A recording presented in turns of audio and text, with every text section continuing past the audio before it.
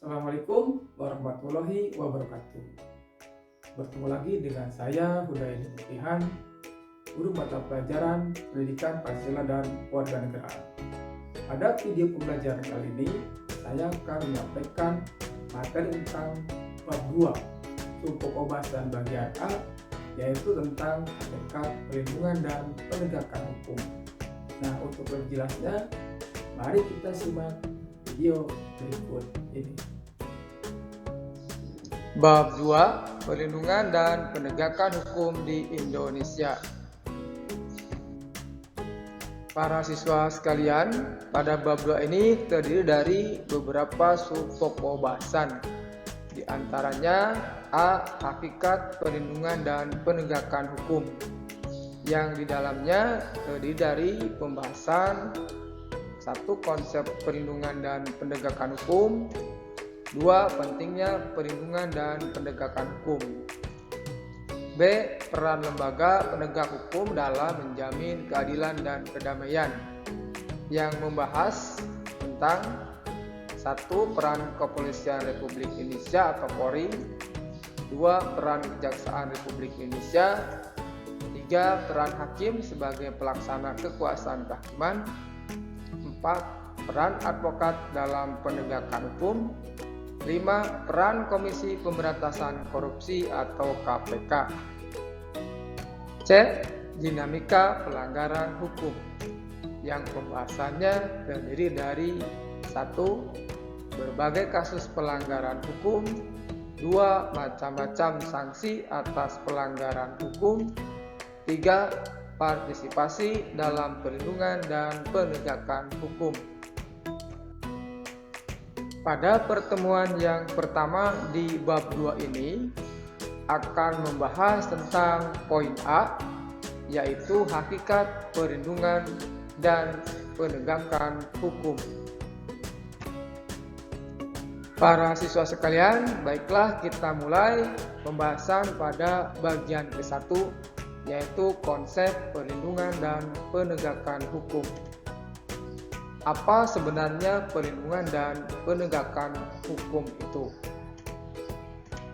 Menurut Andi Hamzah, perlindungan hukum adalah segala daya upaya yang dilakukan secara sadar oleh setiap orang maupun lembaga pemerintah dan swasta dengan tujuan mengusahakan pengamanan, penguasaan, dan pemenuhan kesejahteraan hidup sesuai dengan hak-hak asasi yang ada.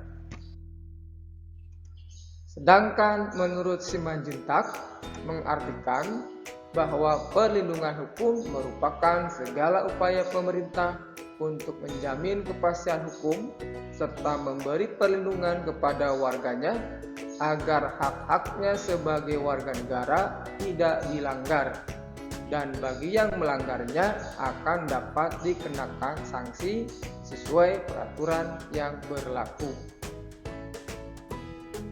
Suatu perlindungan dapat dikatakan suatu perlindungan hukum apabila mengandung unsur-unsur sebagai berikut. A. Adanya perlindungan dari pemerintah kepada warganya, B. Adanya kepastian hukum, C. Berkaitan dengan hak-hak warga negara, D. Adanya sanksi hukuman bagi warga negara yang melanggarnya. Berikut adalah contoh perlindungan hukum. 1. Perlindungan terhadap konsumen yang diatur berdasarkan Undang-Undang Republik Indonesia Nomor 8 Tahun 1999, yaitu tentang perlindungan konsumen. 2. Perlindungan terhadap hak kekayaan intelektual, diatur dalam Undang-Undang Nomor 28 Tahun 2014 tentang hak cipta dan Undang-Undang Nomor 15 Tahun 2001 tentang hak merek. 3. Perlindungan terhadap tersangka. Sedangkan yang dimaksud dengan penegakan hukum adalah upaya untuk melaksanakan ketentuan-ketentuan hukum dalam berbagai macam bidang kehidupan. Kita lanjutkan pada poin yang kedua, yaitu tentang pentingnya perlindungan dan penegakan hukum.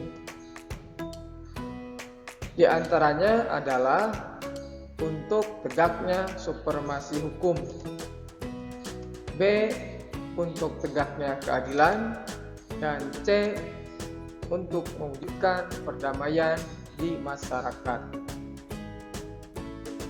Menurut Surjono Sukanto, keberhasilan proses perlindungan dan penegakan hukum tergantung dari beberapa faktor, di antaranya sebagai berikut: A. hukumnya, B. penegak hukumnya, C. masyarakat, D. sarana dan fasilitas pendukung, E. kebudayaan. Apabila ada materi yang kurang jelas, silakan bisa diputar kembali videonya atau bisa menanyakan kepada guru kalian. Terima kasih. Demikian video pembelajaran kali ini. Semoga bermanfaat. Tetap di Doa Bangsa TV, channelnya edukasi. Jangan lupa subscribe, like, komen, dan share. Assalamualaikum warahmatullahi wabarakatuh. Audio Jungle.